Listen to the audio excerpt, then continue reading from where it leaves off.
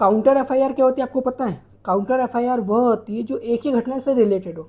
मान लीजिए दो पक्षों में विवाद हुआ और दोनों पक्षों के लोगों को चोट आई है, तो इस कंडीशन में दोनों पक्ष एक में के खिलाफ एफआईआर कर सकते हैं। इसे काउंटर एफआईआर कहते हैं।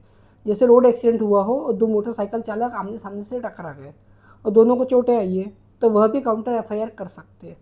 पर कभी कभार क्या होता है, जैसे दो पक्ष में विवाद हुआ हो और किसी एक पक्ष के ऊपर विवेचना के दौरान 307 की धारा लगी है और किसी एक पक्ष के ऊपर normal trial by magistrate court की धारा लगी 294, 323, 506। तो इस कंडीशन में मजिस्ट्रेट साहब क्या करते पता है?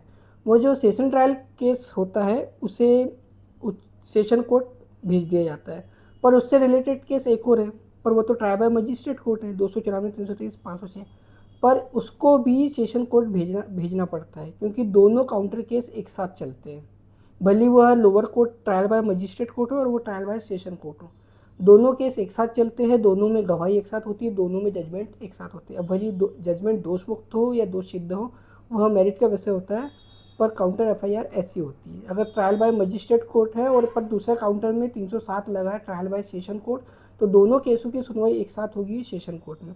और मान लीजिए दोनों केसों में normal 294, 323, 506 trial by magistrate court की धारा लगी है, तो दोनों केसों की सुनवाई लोअर कोर्ट में ही होगी।